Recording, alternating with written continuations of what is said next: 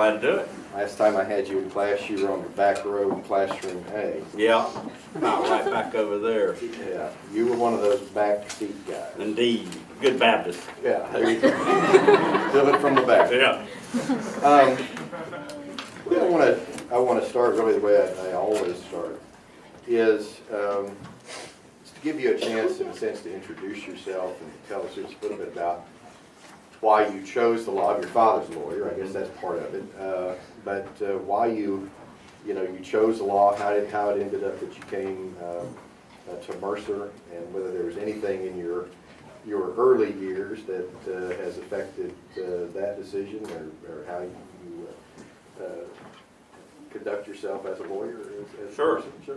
So in my early years, my first experience with the law, my father decided he loves to search title. He practices kind of real property law and elder law in Swainsboro, Georgia. And Swainsboro, Georgia is a town of about 10,000 people, with the county is 20,000 people, and it's the fourth largest county from a geographical sense in the county, or in the state. So you can tell that it's a very low density population type place, and a few industries and some service stuff. So, but he decided I need to learn how to check title. So he drug me into the record room. I don't know if any of y'all ever been in a record room, but it smells bad. It smells like old, musty, nasty. Now, how old were you?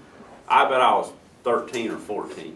So we believed in a lot of work at a young age. So I was drugged into the record room, and I was shown just how fascinating it was to read all these records and to put these pieces of paper together that I could barely understand. And I decided real quick that I need to get the hell away from that. And so in Swainsboro, like I said, a small place, so you kind of need to be a doctor or a lawyer if you were on the path I was on. And so I decided I was going to go into medicine. So I, at 17 years old, passed the EMT class, got certified. I took the test when I was 18. I think I was the last Georgia certified basic EMT. We went to the National Registry Standards after that. But so I rode ambulance for 3 years and went to Georgia and got a degree in biology. And the whole time, all I could see was a bunch of people coming to the hospital or riding in the ambulance who couldn't pay for it.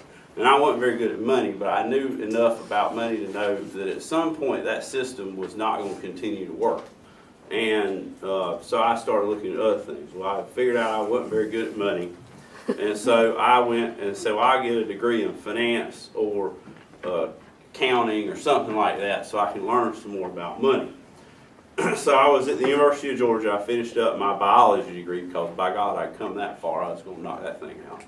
And got into I was looking at finance, however you want to say it, and accounting. And I kept looking at, I got a joke about that I'll tell you after when we're not on YouTube.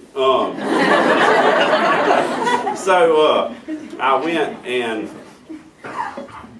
talked to people, and they said, well, all the accountants get jobs, and all the people in finance are struggling to find a job. So, well, me being a practical person, that kind of made my mind up. So I entered the Master's of Accounting School at Georgia and got a master's degree in accounting. While I was there, I kind of knew I was going to go to law school, and looked and thought about, or maybe go back to medicine. I think the thing that made up my mind was that if you go to medical school and you become, let's say, a immunologist or something, you go so far down deep down rabbit hole that you're pretty well stuck there. And so despite what the market does, despite what changes in the world, you're going to be in your specialty because you probably don't have the 4 years to go back and get another specialty license. So I said, well, law looks interesting because you can be a lawyer like one of my mentors, the guy I work with, he started out doing insurance defense work. He left there. He started doing personal injury work. He left, or he decided he needed to be part of a bigger firm. And so he went and started doing eminent domain work. Those things are, the eminent domain and the personal injury, other than the court, the ability to try a case, the subject matter, there's not a whole lot of crossover there. So I decided that I would go and get my accounting degree.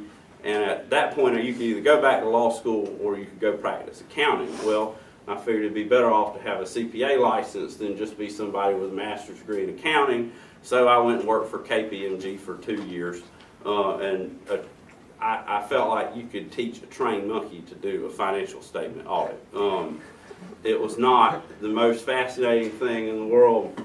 Your clients were never happy to see you. And the one difference, my clients, as a lawyer, your clients typically aren't happy to see you either. I go ahead and tell you that. But as a lawyer, you at least get to control your office environment, and your clients will come see you. As an accountant, you got to go to them. We spent so few days in our office in Atlanta that we had a system called hoteling, which was a reservation system. It had this old DOS outline of the building footprint, and you could go and click your cube where you were going to sit for 2 weeks, because you wouldn't be there any longer than 2 weeks, and you'd be back out at the field. So I thought that I was real smart, and we got an apartment in downtown. We were going to do a reverse commute, but that didn't work out because the connector is hell. It always has been. And I had to go on the connector one way or the other because they paid you 50 cents a mile over your daily commute, so I could walk to the office, so my daily commute was 0. So I got mileage everywhere I drove, slowly, but be it I was driving somewhere. So we went to a place that did, what they built? They built lawn mowers, and they put us in this conference room in January. And I think they disabled the heater because the only thing that worked was the emergency heat. So it would go up to 80 degrees and then it would fall back down and go back up. Everybody got sick. We sat on the sales floor at a place that made tractors, and Leon was sitting over there. And so while I'm trying to do a financial statement audit for their release, Leon's over here trying to get somebody, and he was the troubled sales kind of credit department. And so Leon was sitting over here trying to get somebody a tractor, even though their mobile home had been foreclosed 4 times. They had a credit score of 412, and they didn't have a job. So we got to listen to Leon talk about that, because you're in cubes. My favorite place to go, I think y'all heard from, did they hear from David Mincy, or was that another group? David worked at TSIS. TSIS has the best cafeteria in the world. That is a great place. Columbus is a great town. That was my favorite place to go. So I did that for 2 years and made another interesting decision. I decided that my wife and I decided that we would both go to law school at the same time. So there we were living in Atlanta. It considerably complicates law school admissions when you're trying to do it for 2. I was fortunate enough to get a scholarship here at Mercer, so we were on the buy one, get one program. we came down here, and I also looked at where I wanted to practice law. I had been at a large international accounting firm, which was not as glamorous as I expected, we'll just put it that way. So I suspected that being in a large, glamorous law firm would be much the same way. So I did everything I could to avoid it. I came to Macon, looked for a place where I felt like it would send graduates out to a bigger cross-section of the state, Atlanta, South Georgia, Middle Georgia, that sort of thing. And so that's kind of how I came to the practice of law and wound up at Mercer. I think that answers most of your questions. Yeah, well, it does, and more. Let's talk for just a minute about your time here at Mercer, and the students may know your wife. Mm-hmm. She works for us. What did we do well, and what did we do not so well to prepare you for your career? I think Mercer does an absolutely outstanding job of preparing someone for trial practice. I decided that I would take all the trial practice electives that I could take, and I still can hear Daryl Dantzler and Pete Peterman and Manly Brown in the back of my head when I'm trying a case and going to admit exhibits and that sort of thing. I think Mercer does an excellent job at making competent lawyers who understand the mechanics of practice, or at least they give you the opportunity to if you'll take the classes. So that's one thing I think Mercer does extremely well. I think the thing that Mercer messed up was they gave me a scholarship, so I decided I was going to learn how to build a house, and go to law school at the same time. And so I probably could have been a better student. It would be the understatement of the decade. But you know, we all live and learn, and I think that my experience here benefited me tremendously. And you've really got more opportunities to learn than you can physically take advantage of in 24 hours, even if you are distracted trying to build a house. Well, how did you find the job you have now? Sure. How did, your path take you to Baker Donaldson, doing the kind of work that you Kind of to echo the theme, it was very purposeful. Or not, that was a joke. So, I started, my dad had sat next to this guy in Swainsboro who tried this week-long eminent domain case. And life truly is about the opportunities that you can create in a lot of ways by meeting people. And I was fortunate and just in the right place at the right time, and that created a relationship that allowed me to get a job at what was then Gambrell and Stoles. Gambrell and Stoles looked pretty good. We had a small outpost here in Macon. I would have been the third lawyer, and we had about 20 attorneys in Atlanta.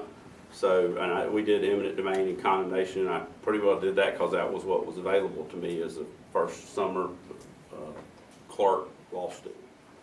The next summer, I thought that I would get a more traditional Macon job, and so I split between two well-known firms here in Macon, and that was in 2006. It was well before the bubble burst, but of the probably, after splitting two summers, I probably worked with, say, 4 people apiece. So of the 8 people, they gave none of us permanent offers. And so it got to be January in my 3rd year, and my wife and I had gone to the Janine's at Pine Brook, and we're sitting there eating lunch when the guy that I work with, Buck Charles Ruffin, walks in, and I said, "Hey Buck, how are you?" And he said, "I'm good." I said, "Y'all busy?" He said, "Yeah, we're covered up. We need some help." And I said, "I need a job." And so I went, and I had to go up to Atlanta and interview, and I wound up getting that job.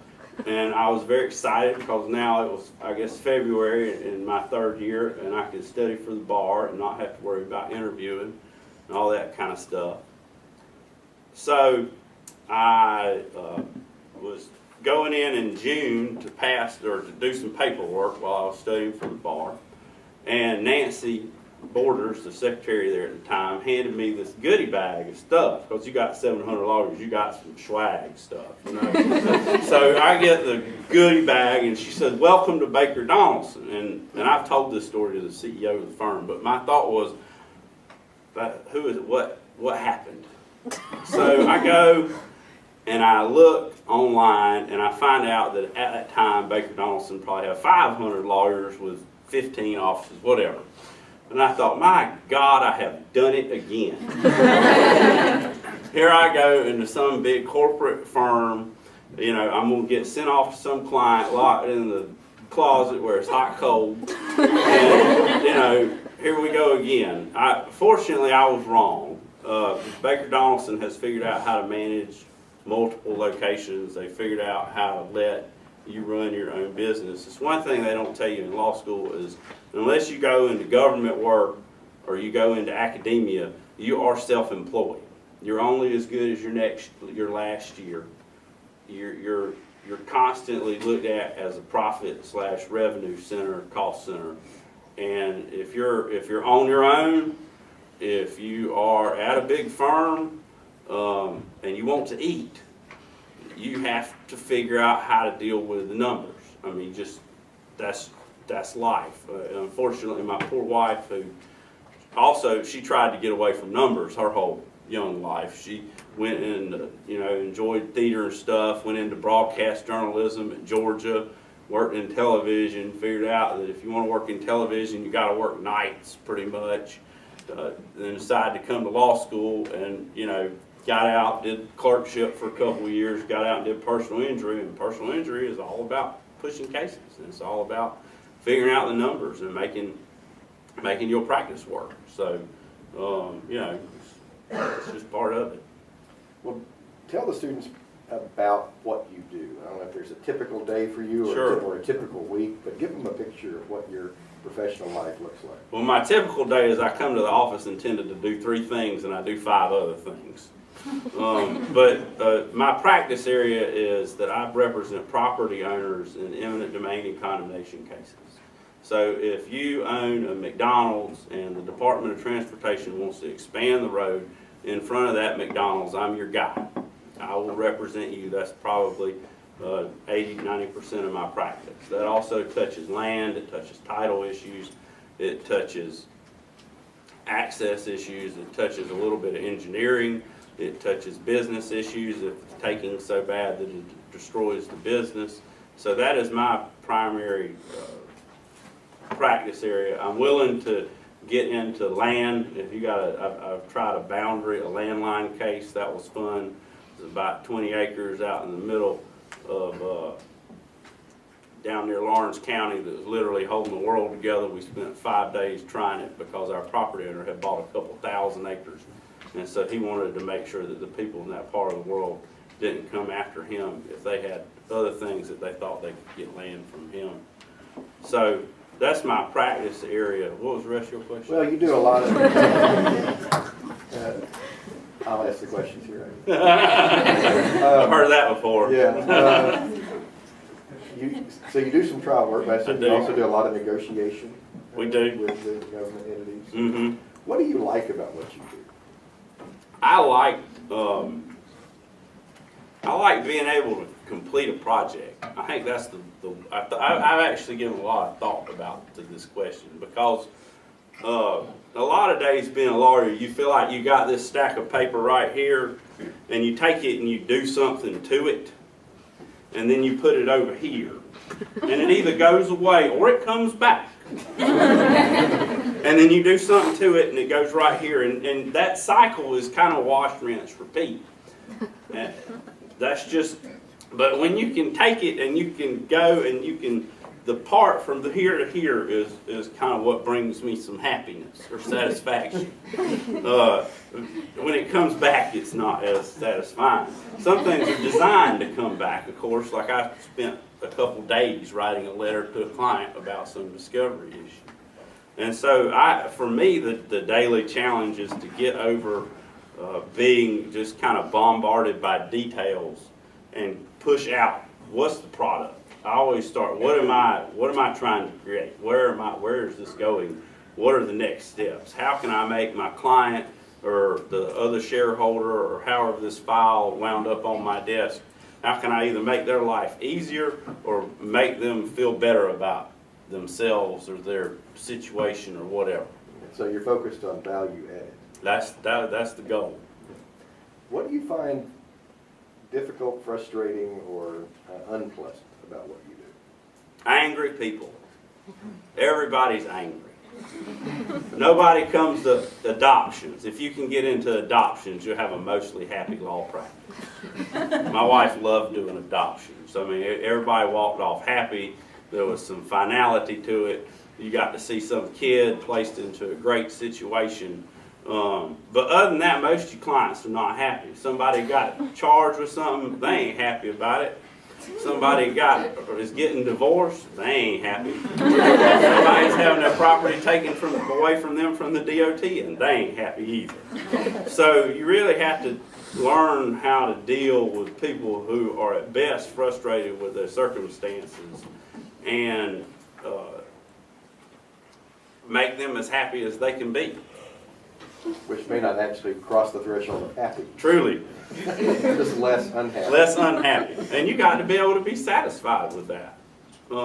If you think somebody's going to pay you a whole bunch of money to deal with a problem that they didn't want to deal with, and a whole bunch of money is relative. I mean, I do pro bono work for people who, now pro bono people can be very happy.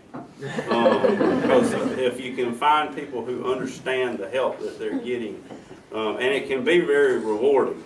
It can also be very frustrating. Like I had this organization that I helped them overcome a bylaw issue where they had a horrible president. And so we got rid of that president. And now, so that was fun. I was like, yay, these people are going to go forward and they can all get along. Wrong.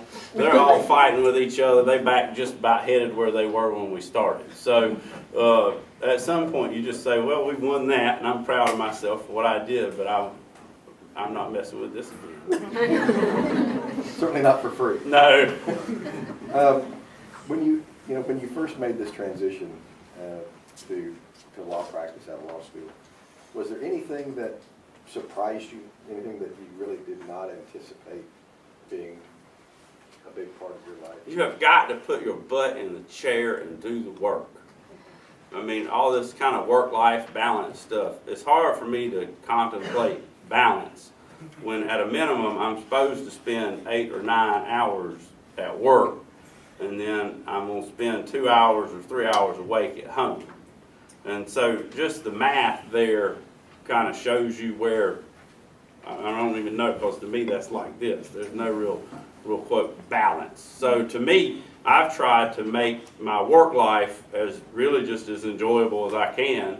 Do a lot of bar stuff, so you get to meet other lawyers and you get to work with all other lawyers, and that's always fun until they all start talking too long. But if you don't look at me. Yeah. I have some other people I'd implicate, but I'm not going to do that on YouTube. So it's meeting other professionals. I love working with law students. I like working with young lawyers. If you want to practice in Macon, you can get involved. We have a student membership for the Macon Bar. There's no reason that you should leave this law school and not know a couple dozen lawyers who are out in practice. So that kind of stuff I find fun. It's also a source of frustration because I want to do it, but I'm always trying to shoehorn it in around something else. Well, you found time to be an adjunct professor here, though, so it's not... I did. I mean, yeah. I'm able to come up with a lot of time. Okay. Yeah. Well, so you go into this big firm as a new associate. At this point, you have achieved the Holy Grail. You are a shareholder. Kinda. You're only as good as you next year. I understand. But you're a shareholder. So Mm-hmm. there is a process. Indeed. There. And so my question is, how does one succeed as an associate? And I suppose you need to define what we mean by success, but how do you navigate that process from rookie to shareholder? It's like everything else I've talked about. It's some hard work and some fortuity, putting yourself or being in the right place at the right time. For me, I wound up coming into a group that just had a lot of work to do. And when you look at firm metrics, everybody, as my dad says, son, they don't call it going to play, just pick one and go to work. So everybody wants more time. Everybody wants more of those hours that are not the work hours, I guess. And so as an associate, you're looked at to bring value to the firm. And in that sense, value is dollars and cents, typically. And the way you get there is you sit there and you bill hours. Now, that sounds very defeatist because it's like, I'm just going to sit here and but it's not. You have to find some joy in what you're doing, and you have to make it interesting. Remember, you got to at least enjoy this part where we remove this piece of paper from here to here. So for me, success was, honestly, I became about 3 years into this so thrilled to have the job I have, it was just not getting fired. Obviously, I did more than that, but you have to, I felt like in order to be successful in the environment I'm in, I had to find ways to make the bar work, to make the public service, to make the pro bono stuff, to find joy in that type of work. For my firm, you need to be billing a couple thousand hours a year. You need to be doing 300 to 500 hours a year in bar work, charitable work, that sort of stuff. And honestly, if you can just show up, it's like coming to class. Just keep coming to class. You probably graduate. You know, the bar stuff. Keep going to the bar classes. Keep typing out the outlines. Keep doing note cards. You know, keep showing up. You'll probably pass the bar. If you don't that time, then you'll probably pass it the next time. But it's persistence. It's just, you know, and making a goal with a purpose and a plan. I've got, like, for instance, we've got an incentive program. We're trying to reform our culture, so we're trying to get lawyers to bill more hours in the first quarter. So they've given some financial incentive to bill a certain number of hours. So, by God, at the end of last month, I sat down and I made a spreadsheet that told me how I was going to get there. So every day, I knew if I was on track, not on track. So that was my goal, and I made that my goal, and I was able to succeed at it. But I think it's defining your vision of success and whatever your moment of life is, and then saying, how do I get there? And making a plan to hit that goal after you figured out what the goal is, and then just go for it. I mean, obviously I couldn't go play golf all day and improve my golf game while I was trying to hit this hours number. So there's some sacrifices, but that's part of figuring out what is the goal. What does success look like to me? And then find a place where you're comfortable with that version of success. If your version of success is I want to work about 1,000 hours a year, I want to do all these other cool things, then if those cool things are expensive, you're going to have to figure out how to fund them. But if they're not, and you're happy, like let's say you like to knit, you can knit pretty reasonably, I think. But you know, if that's what you want to do for 2,000-3,000 hours, that's fine. There ain't nothing wrong with that. But just figure out how to kind of put your life in balance with your goals. Well, I assume that a firm like Baker Donaldson, you've got to bring clients. Kind of. Yeah.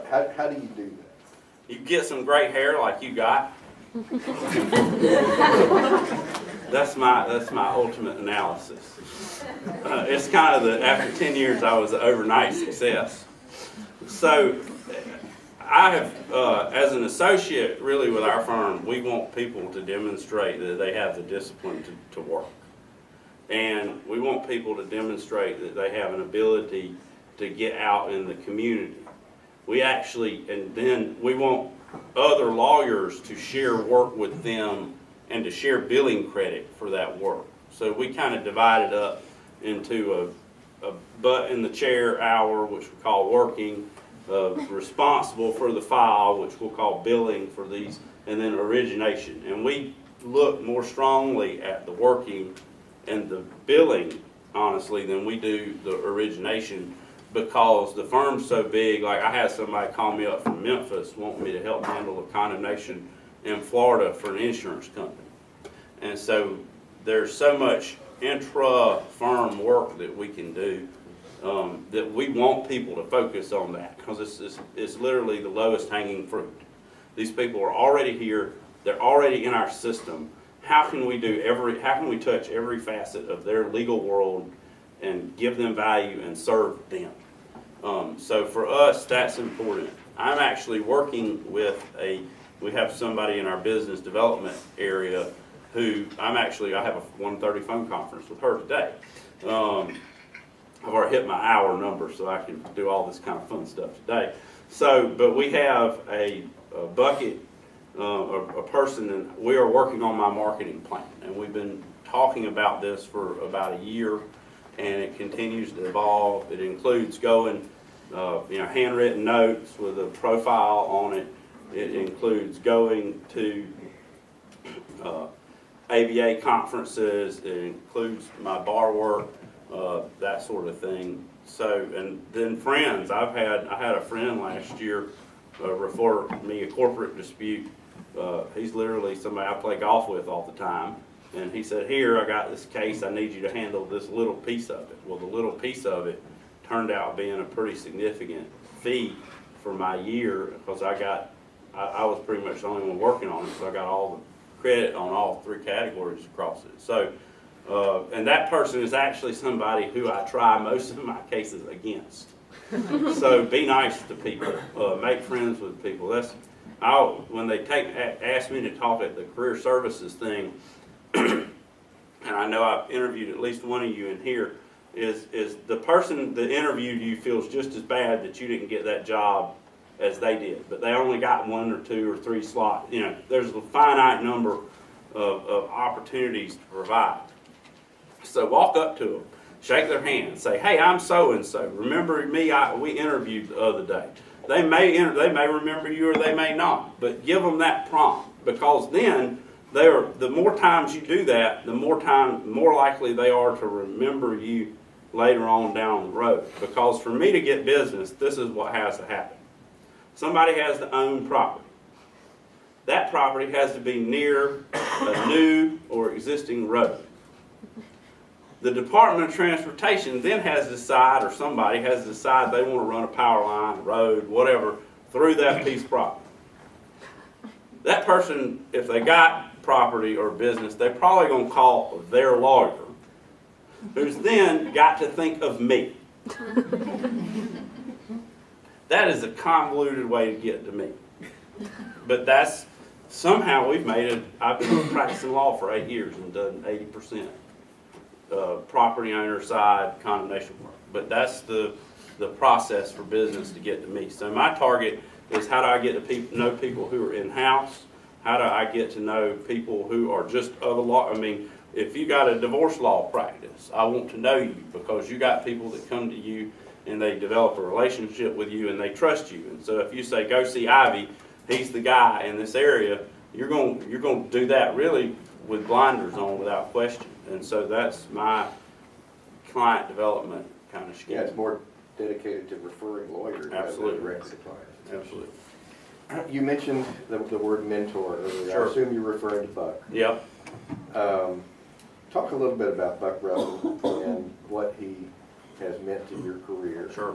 And how he did it. What does it mean to have a mentor? The students hear that phrase a lot, but let's talk about it.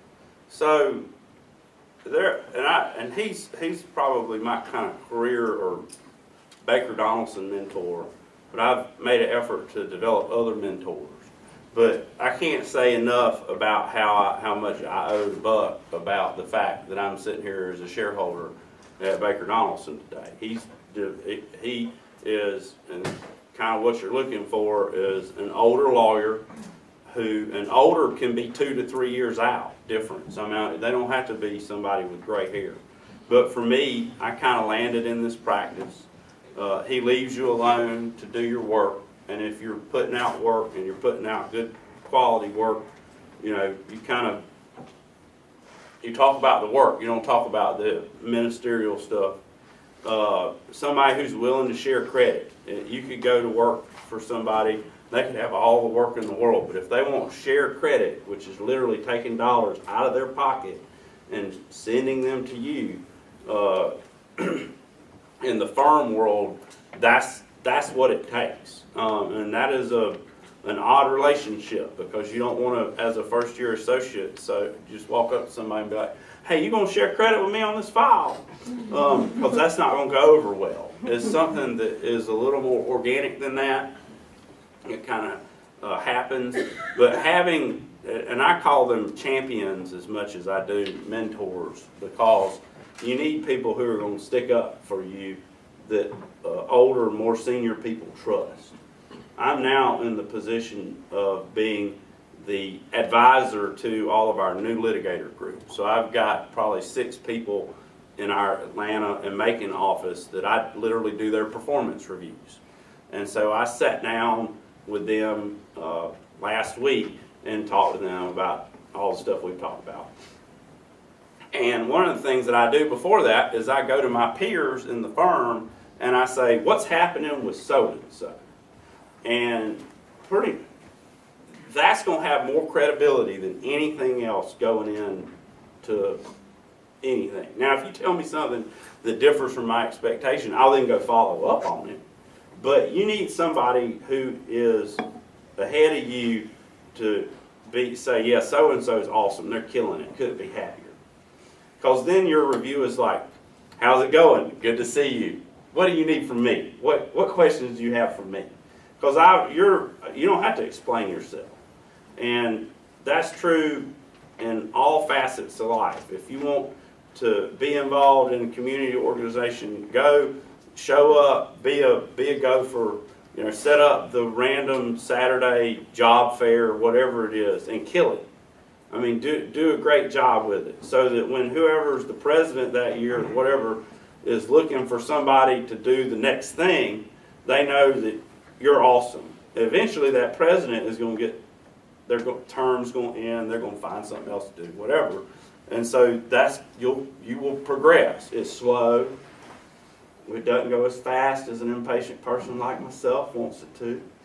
But, it's all about showing up and literally doing your best and then making contacts. I was very fortunate, again, in that there's a person in the Atlanta office who has a huge loan servicing client. And so I literally just took time, went up there, she's a Mercer grad, and said, hey, I want to go to lunch and talk to you, and had learned enough about her client that I could say, hey, look, I have this expertise. I want to do your condemnation cases.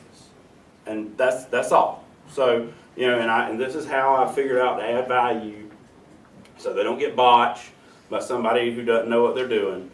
And that became a significant portion of my practice for the past 3 years, and I expect it to be this year again. So some marketing is intra-firm. Absolutely, yeah. Now, who's your client?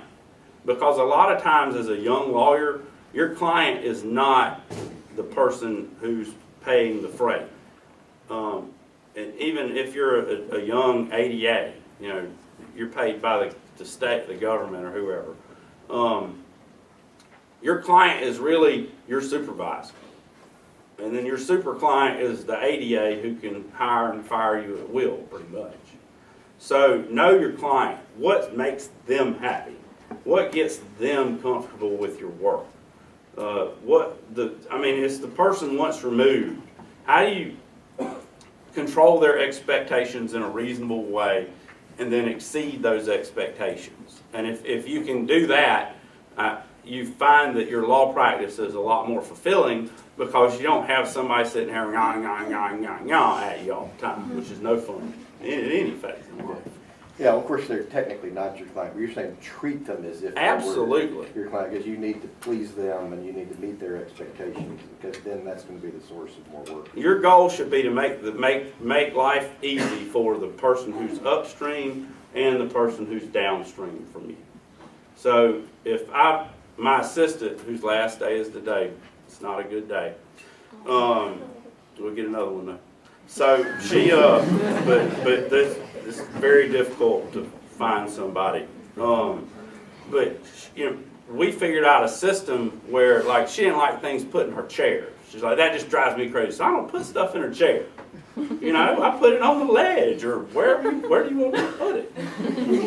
Because the last thing I want you doing is when you come back from lunch cussing me under your breath because I put something in your chair again and it drives you crazy. Like we found, we had a system where they took my printer away. But my assistant has a printer. So I print stuff to her, and then I call her and say, hey, will you proof that for me? And she'll proof it. She'll make any changes that need to be made. She'll put it on the ledge. I'll go sign it or whatever. But find a way to, and that was easy for us.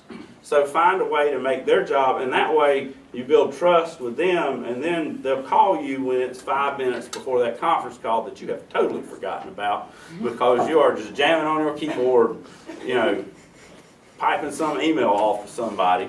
But you've got to have that, like she texted me today and said, don't eat breakfast, I brought bagels.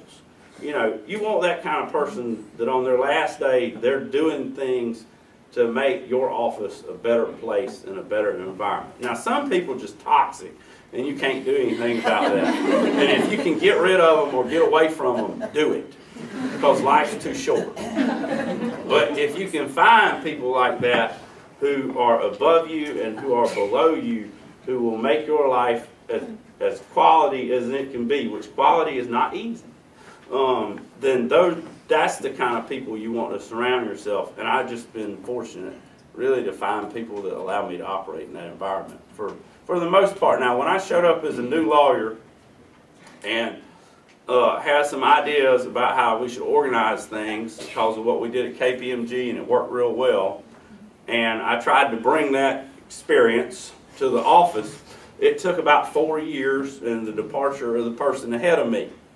So, you know, now we now have that system and we all really like it and it works really well, but, you know, your wonderful fresh ideas when you just show up are so fresh nobody wants them. So wait a little while and find a way that you can enact them in your own space, and then somebody will look over and say, man, you're really killing it. Like whenever you go, all your stuff's organized. How do you do that? Aha, that was my entry. Let me tell you all about the system that I tried to tell you about 3 years ago. Timing is everything. Yeah, indeed it is. I've got a lot more questions, but I want to make sure we have time for the students, and if they don't have questions, I'll ask you mine. But before I turn it over to them, I always invite our guests to say to them anything you want to say to them. They're a captive audience. They're all first-year law students. Any advice that you've got, maybe something you either heard when you were at their level, or something you wish you had heard, from your sage experience of having been out for 9 years. Yeah, this is our second semester, right? Correct. All right, good. I don't want to give untimely advice. So when you go to review for the bar exam, they call it bar study or bar review. They don't call it bar learning. Figure out what topics are on the bar exam, and by God, go sign up and take them. I don't care that you don't want to do divorce work. Guess what? It's on the Georgia bar exam. Guess what? There may be an essay question about somebody who's getting a divorce. And if you have to do what I did, and I was like, I'm an accountant. I don't need to take secure transactions. I don't need to take DE&T. I didn't think deceded estates and trusts. I don't need this stuff. I think I got a good handle on it. It made me very, very nervous. And it was very scary. And I wound up devoting a lot more time to topics that in the end did not matter. So, but I was nervous, and that I think affected my overall performance and ability to perform. And I was lucky. The CPA exam, back when I took it, you had to go sit in a room, and voila, it's in the same room we have for the bar exam. So I had done been to that room and taken one test and passed it. So I had kind of a baseline of comfort. So do everything you can to set yourself up to pass the bar exam. All this contracts and all this stuff you just learned, guess what? It's coming back. You want to see it. In 2 years, it will be back to haunt you. Don't think, by God, I don't know who you, constitutional law, I couldn't read the book. The print was so small. I was like, man, I made it through that. Whew, I'm out. Wrong. It's coming back. Get on the train. All of this is to do two things. Everybody tells you about it. We're here to teach you to think like a lawyer. No, we're here to teach you two things. We're here to teach you to think like a lawyer, and then to do that so well you can pass the bar examination of your choice. You're all smart enough to do it. You all got through college. You all got good enough LSAT scores. But you got, and the other thing is you can do these lectures at home now. Don't do it. I hated class. I didn't learn from class. It was not my learning style. It just wasn't. I didn't learn much by sitting there. But you need the fear that sitting there with everybody else puts into you so that you will work hard enough to pass. So don't be tempted to listen to the podcast at 1.5 speed so you can get through the lecture faster, because that is not doing you a damn bit of good. Come to class. Be afraid. Embrace it. Study harder. Make note cards. Figure out how you learn, and then figure out objective criteria to figure out if you're meeting the goals to get where you need to be. Because studying for the bar exam has a lot, And so, in common with being an associate attorney, it's about putting your butt in the chair and reading and learning and studying, and then being able to take a practice test and say, okay, I didn't do good on evidence, so I'm going to kill evidence, but I'm still going to be balanced on some of this other stuff, and I'm going to emphasize evidence. So you're here to learn the information that will ultimately be on the bar exam. Learn it, and that will make your life a lot easier. All right, good advice. What questions do you all have for Ivy?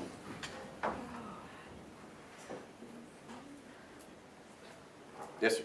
I know when you said that you you got the job that you have now, that you were sitting in Janine's eating, and then you said, "Hey, Buck," and you knew who he was. How did you set that up, though, to even know who he was when you? He's who I worked with that first summer. So I'm sorry if I wasn't clear. I clerked at that firm with him that summer, and then I thought, well, I'll go get a more traditional making kind of big firm, only making jobs, since we bought that house and we're going to live in Macon or wherever. And so I had worked with him for 6 to 8 weeks, whatever a summer is, and had a work history with him. Yeah, had you done that to some stranger, they'd be like, do what? I don't recommend that. Even in Janine's? No. Other questions you all have? Yes, ma'am. What type of work do you do, if any, with the Young Lawyers Division, the bar? The Young Lawyers Division was a great experience for me. So what is the Young Lawyers Division? Number one, again, you can be a student member, hint, hint. So there you go. Take these out. Y'all don't know it. You got more unstructured time. You don't have more free time, but you got more unstructured time right now than you will ever have probably the rest of your life. So take advantage of it. But the Young Lawyers Division is you're automatically a member if you pass the bar and you are under 36 years of age or in your first 5 years of practice. This is the Young Lawyers Division Of the State Bar of Georgia, correct. And then there's the Macon Young Lawyers Division too, which is pretty much analogous in terms of what I did. So I was, there was kind of a leadership vacuum for some reason after I'd only practiced law for 2 years, and they said, hey, do you want to be on the board of the Macon Bar Young Lawyers Division? So I was the president of the Macon Bar Young Lawyers Division, I think 4 years out of law school. And the reason for that is just because I'd gone on a trip to Amelia Island, which was very tough, and gone to a bar meeting and got to know, oddly enough, in Amelia Island, the people who were leadership of the Macon Bar. So I was able to help. We had monthly happy hours that we just did, guerrilla happy hours. We all just descend upon somebody's place of business, and it's, we either had a dollar limit to tab or not. We did the DFAX Christmas toy drive, but through that I got to meet a bunch of people that are in the Macon Bar. And so now I am the treasurer for the Macon Bar, and I'll be the chair-elect next year. And so that's allowed me to get very active in the Macon Bar. For my practice area, I don't so much, well, we haven't had a whole lot of projects here, so I don't get a whole lot of like direct business. But if somebody, it's more of a client service thing. So if, for instance, we had a big banking case that wound up out in a county that's adjacent to this, and I was able to go in and have credibility with everybody and say, hey, you know, we got to settle this, or we got to do this, and this is why.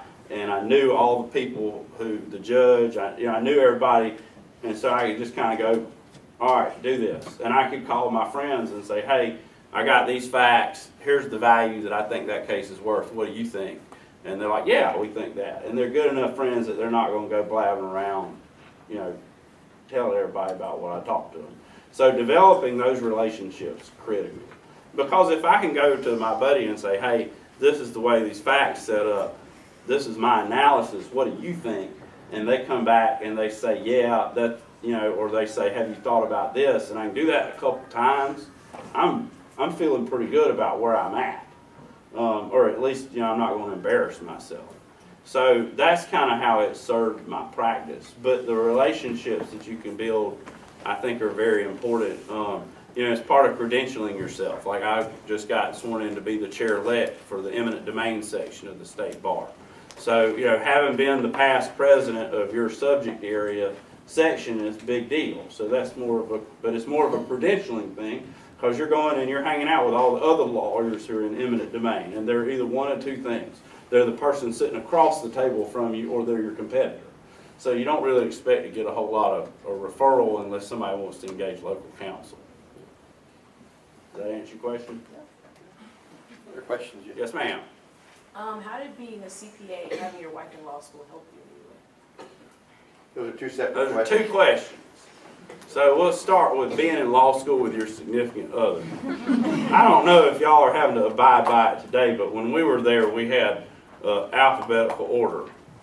And so we had to sit next to each other in more classes than we would prefer. And it was a lot of what we developed a term for as low quality time. But by the grace of God, we're still married. And we got done and thought, well, I still like you and I still like you. So, but now that we've kind of been through the war together, we feel like we can do anything. But it was very frustrating, I think, for both of us to be, and we learn in different ways. So that was frustrating. As for being a CPA, I can look at something in 3 minutes and figure out what something who doesn't have that experience will take them 4 days to do.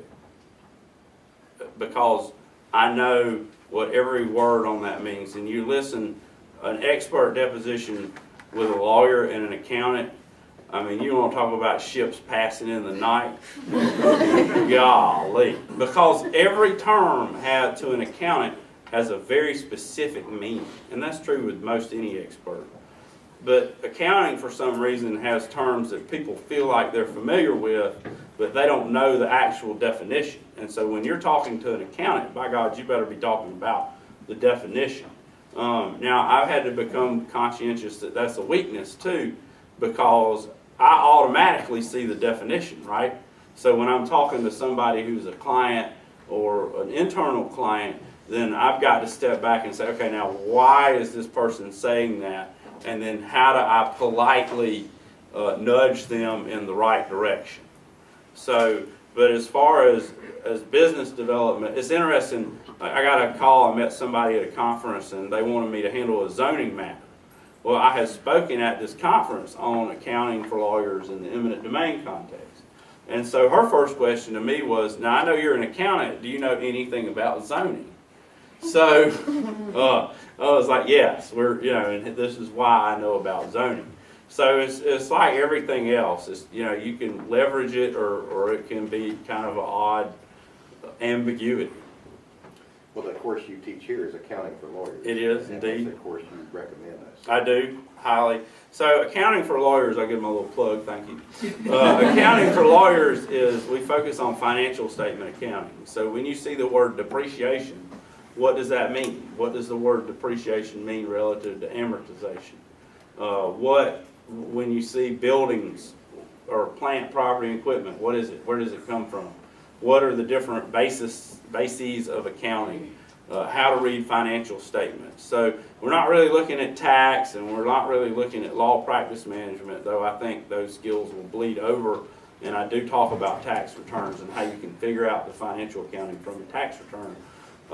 But the point is so when you get ordered to fill out a child custody worksheet, or you get told to look at these people's bank statements, what's going on, that you have some understanding about what it is, or you get assigned to work on a case that involves an accountant or a business valuation, you can be somewhat conversant and confident and at least know when you ought to ask questions.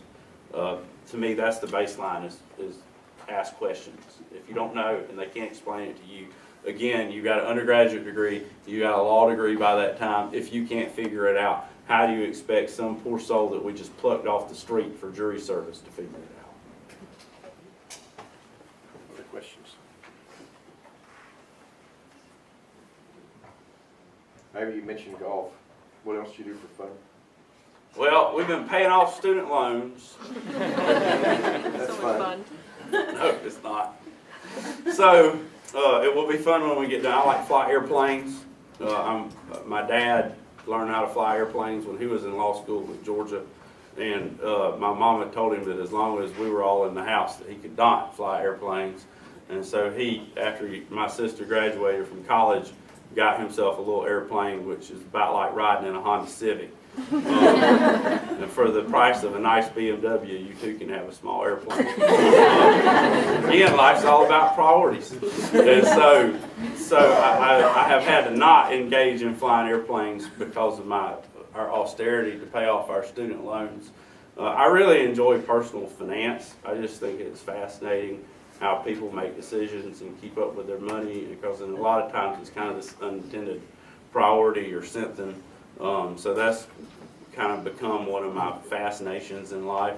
And I like to play golf and do bar activities and do home repair, obviously, but I figured out that's not as much fun as I thought it would be. All right, so we get those And loans cook. get those loans paid off, we'll get you an airplane. There you go. Yeah. Anything else? All right, Ivy, if you can stick around for a few minutes, I'm sure some folks will want to chat with you. Thank you for coming. My pleasure. Thanks for having me.